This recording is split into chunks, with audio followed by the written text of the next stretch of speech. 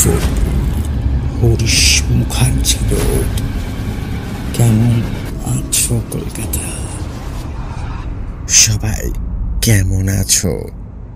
আমি ভালো আছি।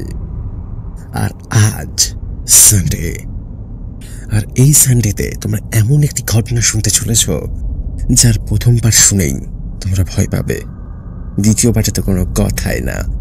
তো সানডের রোমাঞ্চকর মুহূর্তগুলো শুনতে সাবস্ক্রাইব করো যাও। ভয় তো এবার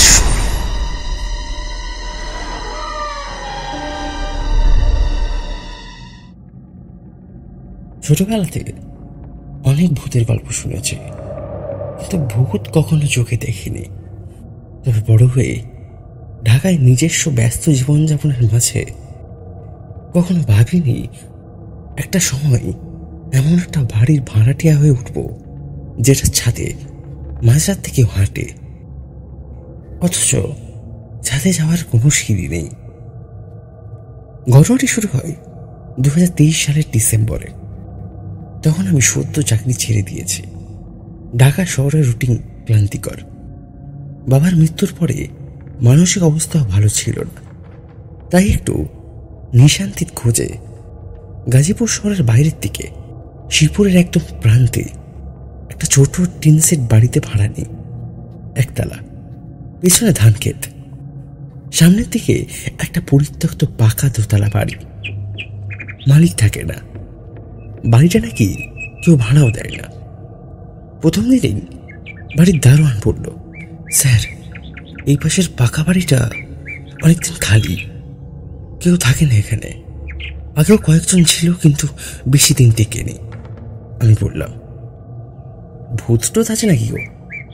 লোকটা এক মুহূর্ত থেমে বলল, আমি কিছু বললাম না স্যার, আপনি থাকেন, নিজেই বুঝবেন। প্রথম দুদিন সব স্বাভাবিকই ছিল। আমি সকালে বাজার করি, দুপুরে রান্না করি, সন্ধ্যায় এক কাপ চা নিয়ে ছাদে যাই। যদিও আমার বাড়িতে ছাদ বলতে কিছুই নেই, তবে পিছনের উঁচু পাকা বাড়িটার ছাদ দেখা যায়। তৃতীয় রাত, ঘড়িতে তখন রাত 2:30। ঘুম ভেঙে গেল একটা অদ্ভুত শব্দে, যেন কারো পায়ের শব্দ। ধীরে ধীরে কেউ হাঁটছে। কান খাড়া করলাম, আবারও সেই শব্দ। আমি জানলার পাশে এসে দাঁড়ালাম। আলো ছিল না বেশি, কিন্তু চাঁদের আলোয় পাশের বাড়ির ছাদটা অস্পষ্ট দেখা যাচ্ছিল। কেউ একজন সত্যি হাঁটছে, ছায়া মতো শরীর, মাথা নিচু, হাত দুটো ঝুলে আছে। একটা পুরুষ মানুষের মতো লাগলো। পরের দিন সকালে দারোয়ানকে ডাকলাম, আচ্ছা ভাই, পাশের পাকা বাড়ির ছাদে ওটা সিঁড়ি কোথায়? না স্যার, ভেতর থেকে বন্ধ আছে। ছাদের দরজাটা অনেক আগে তালা দেওয়া, কেউ যেতে পারে না সেখানে। এক সময়কালীন মালিক গায়ে গুলি করে মারা গিয়েছিলেন এই ছাদেই। তারপর থেকে তেমন কেউ আর বাড়িতে ধারে আসে না। আমি থমকে গেলাম। আপনি কখনো শুনেছেন ছাদে কেউ হাঁটছে? লোকটা মুখ ঘুরিয়ে ফেলল। স্যার, আমি ফজরের আজান না হওয়া পর্যন্ত ঘুমাই না। এবারের সীমানায় কখনো মানুষ পা ফেলে না। আপনি যদি শুনে থাকেন তাহলে সেটা মানুষ ছিল না। পঞ্চম রাত, আমি প্রস্তুত হয়ে ঘুমাতে গেলাম। জানলার পর্দা তুলে রাখলাম। বিছানার পাশে একটা টর্চ লাইট রাখলাম। রাত 3টার দিকে আবার শব্দ। এবার আর ধোঁকায় পড়লাম না। আলো নিভিয়ে শব্দ না করে জানলার পাশে গিয়ে দাঁড়ালাম। এবারও ঠিক সেরকমই। পাশের বাড়ির ছাদে হাঁটছে কেউ, কিন্তু এবার সে থেমে গেল, দাঁড়িয়ে থাকলো, যেন আমার দিকেই তাকিয়ে আছে। একটা ঠান্ডা হাওয়া ঘরের ভেতর দিয়ে বয়ে গেল সঙ্গে সঙ্গে। জানলা বন্ধ ছিল, তবুও ঘরের পর্দা নড়ে উঠল। হঠাৎ সে নিচু হয়ে হাত দিয়ে মাটিতে কিছু আঁকলো, যেন একটা বৃত্ত আঁকছে, কিন্তু ছাদের উপরে। পরের দিন সকালে সেই ছাদে গেলাম, পেছনের গেট খুলে দিয়ে দারোয়ানের কাছ থেকে চাবি এনে ছাদের ঠিক মাঝখানে একটা কালচে দাগ, যেন কারো পায়ের ছাপ। সেখানে আমি ঘামাতে শুরু করলাম, তদন্ত শুরু করলাম। স্থানীয় কয়েকজন বৃদ্ধ, নাম ভজল চাচা, একসময় এ বাড়িতে কাজ করতেন। তাকে খুঁজে পেলাম মোড়ের দোকানে। বাড়িটার কথা বলছেন? ওটা তো একসময় ডক্টর মাজনারা সাহেবের ছিল, মনোরোগের চিকিৎসক ছিলেন তিনি। নিজের মেয়েকে মারার অভিযোগ পাগল হয়ে গোলায় দড়ি দিয়ে মরে যান। তার স্ত্রীকেও পরে খুঁজে পাওয়া যায়নি। কিছুক্ষণ পরে আমি জিজ্ঞেস করলাম, ছাদে কি কিছু দেখেছেন আপনি? বুড়ো খক করে কাঁচতে কাঁচতে উত্তর দিল, কাশিটা বড্ড বেড়েছে। হ্যাঁ, মোজাহার সাহেব যেদিন মরেন তার আগে রাতে সে ছাদে হেঁটে বেড়াচ্ছিলেন। পিছন থেকে ডাকলে সাড়া দিত না। তারপর অনেকেই বলে রাত হলে ওখানেও কেউ হেঁটে বেড়ায় ওই ছাদে। আমি সেই রাতে আবার দেখলাম, কিন্তু এবার সে থেমে থাকলো না। হাঁটতে হাঁটতে একসময় ছাদের কিনারা অব্দি এলো, তারপর হঠাৎ হাওয়া হয়ে গেল। এক মুহূর্তে শূন্য মিলিয়ে গেল সব। কিন্তু কিছু একটা জানলার পাশে এসে ঠেকলো আমার ঘরে। একটা শব্দ, ফিরে এসো। গলার আওয়াজ ঠান্ডা, নিস্তরঙ্গ, কিন্তু ভয়ানকভাবে ডাকছে সে আমায়, বিষাদময়। আমি জানি না এটা কি ছিল। আমার ভেতরে কিছু একটা শুরু হয়েছে। সেই ছাদ, সেই বাড়ি, আর এই বাড়ির নির্জনতা, কিছু একটা জেগে উঠেছে। এখনো আমি টিকেছি এখানে, কিন্তু আমি জানি কেউ আমার নাম জানে, আর সে কেউ এখনো সেই ছাদে হাঁটছে। পরের দিন রাতে আমি আর ঘুমাতে পারি না। ঘুমাতে গেলেই একটা অদ্ভুত শ্বাস ফেলার শব্দ কানে আসে, একটা শুকনো খসখসে নিঃশ্বাস। তারপর সেই পুরনো শব্দটা। আমি দরজার কাছে কান পেতে দাঁড়াই। টক, দরজায় হালকা কড়া নাড়ে। ঘড়ি দেখে নিই, রাত 3:12। কেউ এমন সময় কড়া নাড়ে নাকি? আমি বুকের ভেতর হাত চেপে ধরি। দরজার নিচ দিয়ে হাওয়ার মতো ঠান্ডা কিছু ভেতরে এসে ঘরটাকে ঠান্ডা করে দেয়। কাঁপা গলায় জিজ্ঞেস করি, কে? কোনো উত্তর নেই। এবার যেন আরো দ্রুত, আরো জোরে। ঘরে একটা গন্ধ কঠিনভাবে বর্ণনা করে দিচ্ছে, শুকনো রক্তের গন্ধ, পুরনো দেওয়ালের চুইয়ে ওঠা ছাইয়ের মতো।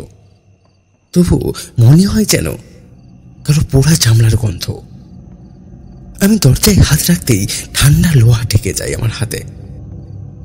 দরজার ওধারে কিছু একটা দাঁড়িয়ে আছে নিঃশব্দে, অথচ আমার সামনে টেবিলের কাঁচের চকে হালকা কম্পন হচ্ছে, যেন ভূপৃষ্ঠ হালকা ভূমিকম্প হচ্ছে, কিংবা কারণ নিঃশ্বাস লাগছে তাতে। পরের দিন সকালে দেখি পুরনো দারোয়ান নাই, একটা নতুন ছেলেকে বসানো হয়েছে, নাম সাজ্জাদ। আমি তাকে জিজ্ঞেস করি, পুরনো দারোয়ান ভাই গেলেন কোথায়? সাজ্জাদ মুখ ফিরিয়ে নেয়, কিছুক্ষণ চুপ থেকে বলে, স্যার, উনি বাড়ি ছেড়ে গেছেন। নাকি খুব খারাপ কিছু দেখেছিলেন রাতে। আমি বললাম, কি ধরনের খারাপ কিছু? সাজ্জাদ মাথা নিচু করে পড়ল, তিনি রাত 3টার দিকে পাশের বাড়ির ছাদে হঠাৎ আলো দেখে উঠতে গিয়েছিলেন। তারপর নামার সময় বললেন ছাদে কেউ ছিল না, কিন্তু পেছন থেকে হাঁটুতে হাত দিয়ে কেউ তাকে টেনে ধরেছিল। ওনার হাঁটুতে একটা দাগ। বলছিলেন আর কখনোই বাড়ির ছাদে বারবার যাবেন না। আমার ভেতরে ভয় তখনও ধীরে ধীরে কৌতূহলের রূপ নিচ্ছে। একদিন সাহস করে আমি পাশের বাড়ির ভেতরে ঢুকে দরজার তালা খুলে দেখি ঘরের ভেতর সব আসবাবপত্র পড়ে আছে। একটা ঘরে ঢুকে আলমারির নিচ থেকে একটা পুরনো ডায়েরি পাই। মাথার দিকে নাম লেখা মাজাহার হোসেন, ফেব্রুয়ারির 2012। ডায়েরিটার ভেতর লেখা পড়তে পড়তে আমার শ্বাস বন্ধ হয়ে আসে। কয়েকটা পাতায় লেখা, রেহানা আঁচু ঘরে বসে গান গাইছে। আমি জানি ও মারা গেছে, কিন্তু তারপর ওর বারান্দায় হেঁটে বেড়াই। আমি দরজা বন্ধ করে রাখি, কিন্তু রাত হলে দরজা এমনিতেই খুলে যায়। আজও আমার বুকে উঠে বসছিল, বলল, বাবা আমি বাঁচতে চাই, আমি বাঁচতে চাই। আমি ওকে ঘুম পাড়ানোর ওষুধ দিলাম বেশি মাত্রায়। শান্ত হয়ে গেল, কিন্তু আজ সকালে দেখি বিছনায় নেই। কে জানে কোথায় গেল। আমি জানি আমি পাপ করেছি, আমি জানি আমি এখন ঘুমাতে পারবো না। সেদিন রাতে আমি আবার ছাদে উঠি। চাবি নিয়ে দেখি আগে সেই পুড়ে যাওয়া বৃত্তটা নেই, কিন্তু ছাদের এক কোণে মাটির ওপর লাল রক্তের আঙুলের ছাপ, 5টা ছোট ছোট ছাপ একসাথে, ঠিক যেন কারো কুচি হাত রক্তে ভিজিয়ে মাটিতে রেখেছিল। আমি কাছে যেতেই মনে হলো পেছন থেকে কেউ ফিসফিস করে বলছে, বাবা আমি এখনো এখানে। আমি পিছন ফিরি, কিছুই নেই, কিন্তু মাথার উপরে কাঁচের মতো ঝলসে ওঠা আলো। তারপর একটা ছায়ামূর্তি আমার সামনে ছুটে এসে নিঃশব্দে উড়ে যায়। রাত 3টে, আমি ঘুমিয়েছিলাম। হঠাৎ দেখি বিছানার পাশের মেঝেতে একটা ছোট্ট মেয়ে বসে আছে, চুল এলোমেলো, পেছনে ঘুরে বসে আছে সে। আমার চোখ খসলাই কিছুক্ষণের জন্য, করে উঠে বসি। কে ওখানে? সে ধীরে ধীরে ঘুরে তাকায়, চোখ নেই, শুধু দুধ সাদা শূন্যতা, মুখে হাসি, ঠোঁটে লেগে থাকা রক্তের দাগ। সে বলে, তোমার সঙ্গে থাকবো আমি, তুমি একা না। ঘুম ভেঙে দেখি ঘামে ভিজে আছে, কিন্তু মেঝেতে তখনও জল ভিজে আছে, যেন কেউ বসেছিল কিছুক্ষণ আগেই। পরদিন বাড়ি ছাড়ার সিদ্ধান্ত নেই, কিন্তু কাপড় গোছানোর সময় দেখি আমার পেছনের দেয়ালে এক জায়গায় সাদা রং উঠে গেছে, নিচে কিছু লেখা, যে চলে যায় সে ফিরে আসে। আমি মুছে ফেলি, আবার লেখা ফিরে আসে। ঘরের প্রতিটিতে আয়নার ছায়া দেখা যায়, আমার নয়, আমার ঠিক তাকিয়ে থাকা এক নারীর মুখ, যার ঠোঁট কেটে গেছে, চোখে দাগ, আর মাথার এক পাশে বিশাল একটা ছ্যাক। এখানে ছ্যাক বলতে কাটা দাগ বোঝানো হয়েছে। আমি আবার দারোয়ান সাজাদকে বলি, এই বাড়িটায় কেউ মারা গিয়েছিলেন।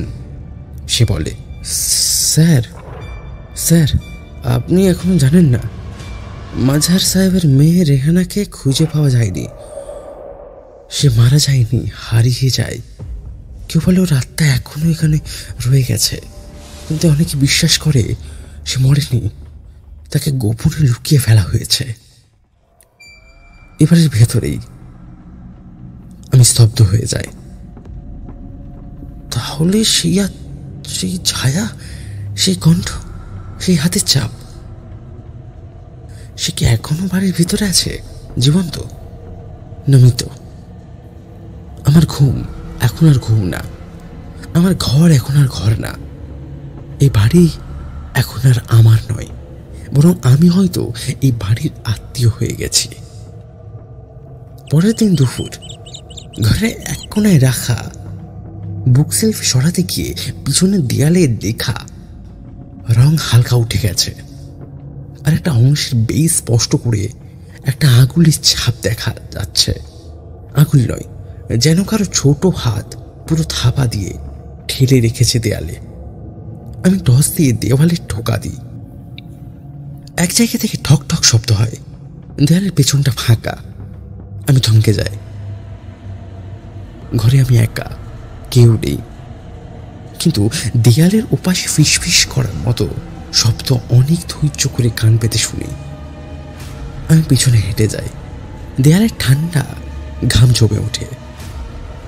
আমি মোড়ের দোকানে গিয়ে খুঁজে বের করি সেই বৃদ্ধ লোকটিকে, ফজল চাচা, যিনি একসময় এই বাড়িতে কাজ করতেন। আমি বলি, চাচা সত্যি করে বলেন তো, রেহানা কি মারা গিয়েছিল নাকি তাকে লুকিয়ে রাখা হয়েছে? এরপর কি হলো তা দ্বিতীয় পর্বে জানতে পারবে, এবং রেহানা কি সত্যি মারা গেছে না ওটা ভূত না মানুষ সেটাও জানতে পারবে। তো আজকের মতো গুড নাইট, পরদিন দেখা হচ্ছে।